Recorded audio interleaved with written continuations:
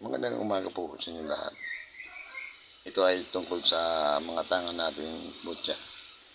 So marami ngayon ang lumalabas sa social media na nagbibinta ng mga mutya. So meron totoo, meron hindi. So ang akin lang dito, kung nag-aaral ka ng isang pagiging albularyo o antingero, ang mutya ay kusa pong dumarating yan.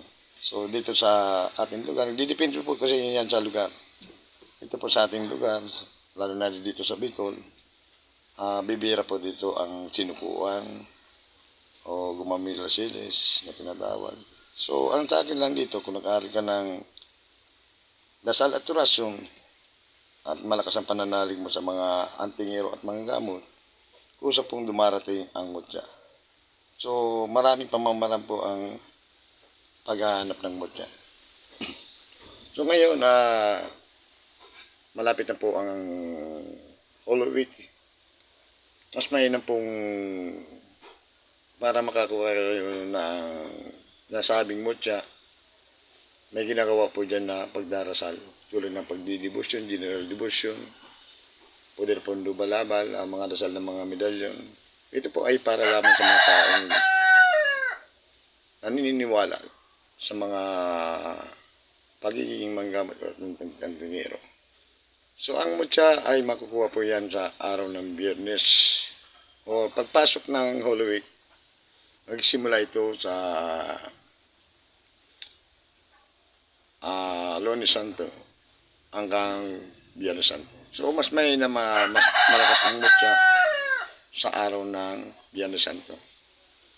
So, kung nag-aaral ka ng mga dasal at orasyon, masasabi ko lang kaibigan na kailangan mong antayin ang araw na yun. So, kung bibili ka kasi, mas maraming mga mutya na lumalabas ngayon. Kaso, hindi natin alam kung may bisa o wala. Mas mainam na yung bigay mismo sa iyo ng kalikasan. So, ang akin lang dito, para maibago ko sa inyo ang kaalaman sa pagbabagi ng mga tungkol sa mutya, medalyon. Inuulit ko, mananali po ng isang tao at kusa itong ipagkakalob sa inyo kung gugustuhin niyo po. Nagdidepende po kasi yan sa mga taong naniniwala sa larangan ng mundo ng spiritual. So, marami din naman na nagdidepende sa pagbili sa social media. Ayan nga, kung makikita nyo yan sa taas, ayan. Kung tatawagin yan, isa lang yan baaw. Pero, matatawag din na mutya ng kalikasan. So, ginagawa ko lang, ayan, no. Ayan, mga simpleng bawo lang yan. Pero para sa akin, para sa mga antingero, may bisa po ang mga bagay na yan. Kung bakit po binalagay ko sa taas, para yung mga gawa ng mga masama, tulad ng kulang barang masamang espiritu, masamang elemento, hindi makapasok sa bahay. So, example lang ko kayo para makikita natin. Ayan. Kung makita nyo, ayan, no. Karaniwan po ng bao, isang bibig, dalawang mata. So, isa lang po itong mata, isang bibig. Karamihan na ginagamit nito ng mga manggagamot at antingero. Sa manggagamot, ginagawa itong langis. At sa antingero, ginagawa itong medalyon. So, kung bibili kayo ng mga medalyon, o mutya, ayan, kung makita nyo, dinalagay ko dyan. At paghapon, ayan, inaanoan ko ng langis, orasyon, para may protection po dito sa aking bahay. So, mayroon din dasal sa mga mutya para mas lalo itong lumakas. Pero ang karaniwang na mutya ay meron na po yan na bisa. Pero kung sasabayan mo pa ng dasal, antayin nyo, ibabagi ko dito yung yung dasal na Jim Umti. Yung Jim Umti Kuram, iyon Jim Diluram, Krisaram Muhun Disam, Aratum Aksum Ukram Bikram. Yan po ang dasal ng paghiling ng karagdagang lakas. Pagkalab mo po sa akin ang kapangyarihan ng kalikasan sa apat na sulok ng mundo sa pangalan ni Diyos Ama, Anak, Espiritu Santo, sabay po sa mutya. So, binabagi ko po ito para kawawa naman kasi yung bumibili sa mga ano napakamahal pero hindi natin alam kung may bisa bata talaga. Pero hindi naman lahat ng mga nagbibinta. Karamihan pa kasi sa magbibinta niya may legit, may hindi legit. So, para sa akin, kung mutya lang ang habol nyo, palakasin yung pananalig nyo, palagi kayong humingi ng kapatawaran, pasasalamat sa bawat oras. Magdasal kayo lagi at antayin mo ang Diyos Santo. So, labas kayo ng gabi, punta kayo sa mga kung saan lugar na papasok sa isipan nyo na kung saan kayo makakakuha ng mga tinatawag na mutya. Kasi mga iba-iba kasi ang mutya.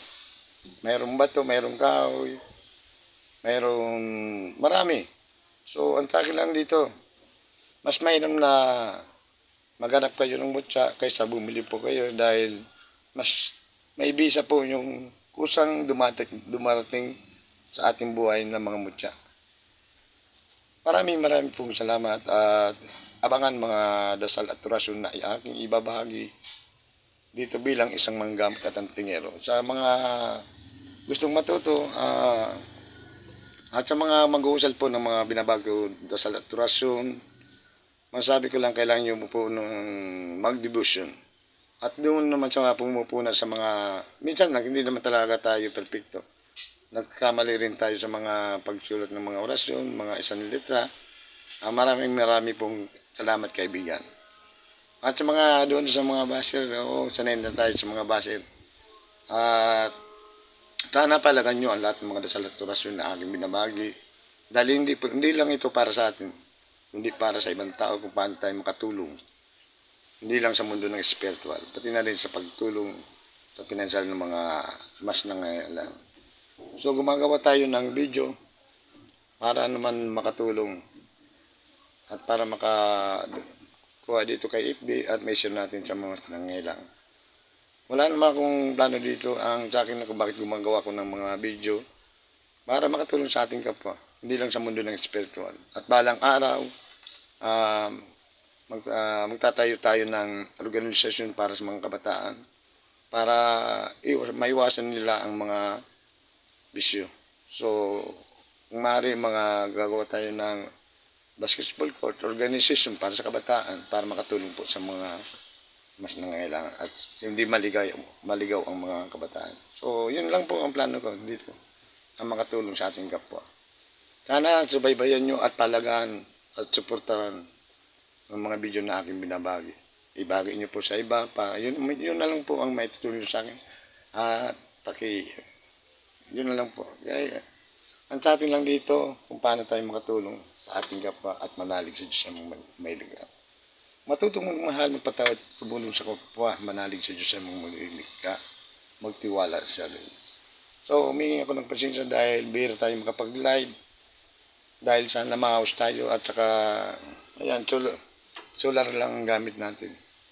So, sana nga mapunanan ito ni FB para mapakabitan na natin ng kurilo. So, maraming pong salamat.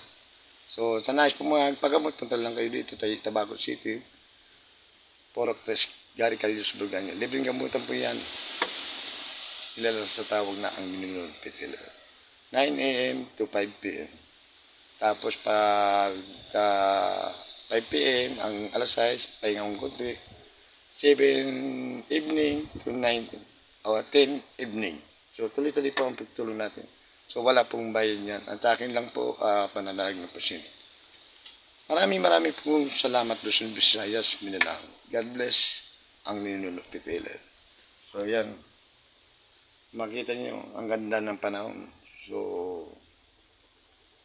good morning and sana kaibigan pakisubaybay nyo rin sa kabila natin na Gary Calius Bulgania ang ninunupit.